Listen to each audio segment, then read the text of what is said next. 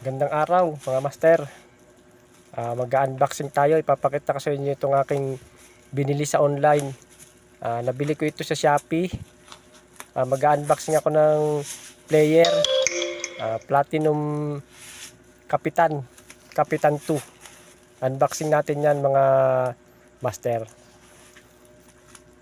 Nabili ko lang ito ng mura ko lang ito nabili sa online. Sa Shopee, presyo nito ay nabili ko ng 6,100. Nabili ko yan mga master. Tapos siningihan ko ng resibo, chinik ko naman yung online seller. Sabi niya bibigay daw sila resibo, OR.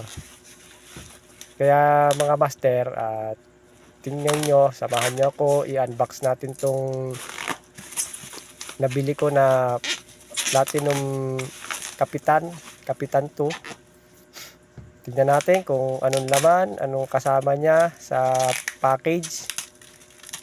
Usually ang nakikita ko kasi sa mga Shopee, may mga kasama siyang mic, pero ito parang wala yatang pre-microphone. Yan lang yung nakita ko sa kanya mga master. At yan, nasa labas nga yung songbook. Medyo ano yung pagka-tape niya, itinip nila. Kailangan to, dandahan natin bubuksan. Tatanggalin yung tape, baka kasi mapunit yung balat ng yung cover ng songbook. Oops, madulas naman siya. Okay naman, yun. Okay. Ganun pala dapat ang pagtanggal. Hindi ko siya ginupit kasi mas maganda yung tuklapin na lang natin. Kasi kung gugupitin ko, may iwan yung tape dun sa box at saka dun sa songbook. Kaya ganyan lang ginawa ko mga master.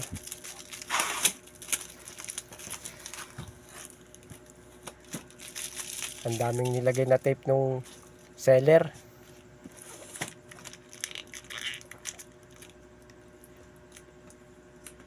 Okay din yung pagka-package niya, pagka-packing, wala rin siyang damage yung box. Ngayon, kailangan wala rin damage yung loob. Check natin yung isa-isa mga master. Platinum Kapitan 2. Brand new po yan nabili sa Shopee.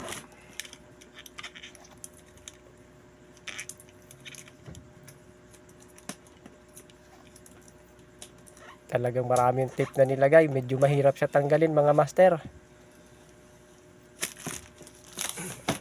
Ayun, natanggal ko na yung last na nakalagay na packaging tape. Sa labas din nakalagay yung kanyang manual. Nakasama sa songbook. Ayan, kanyang songbook. At ito yung hiningi kong resibo. Salamat nga pala sa seller na to. Actually, sa Raon yan eh. Sa Quiapo siya, yung seller niya taga Quiapo. Yan, buksan na natin mga master. Surprise! Ayan na siya.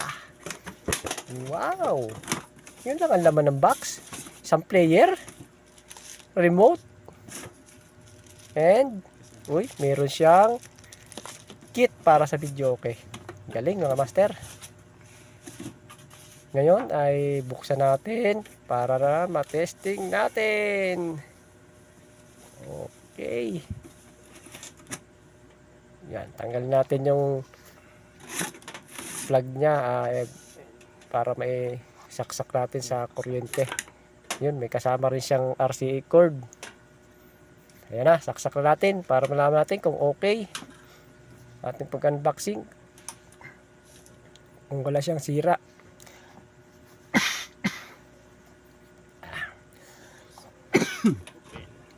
Yun, walang bala. Ang CD niya ay hanap natin. Hindi ito sa songbook. Wala. Oops, ayun, nandun. Kalagay. Lagay natin, tingnan natin kung mabilis siya mag-read. Siyempre, bago, dapat wala siyang factory defect. Pag may factory defect, tatawagan natin yung seller at ating ibabalik, papapalitan natin. Pero ayan, testingin natin. Parang tingin ko matagal mag-load Uy, bumukas agad. Okay siya. Yun, nag-number. Gumagana lahat ng number. Yan, isa-isahin natin. Okay, gumagana siya. Ayos siya mga master. I-play natin. Yan. Dapat may TV. I-connect natin yan mamaya sa TV. Para makita natin kung okay siya, kung gumagana. Pero nag-ano naman siya Ayun siya naka-play. Naka-on naman na siya.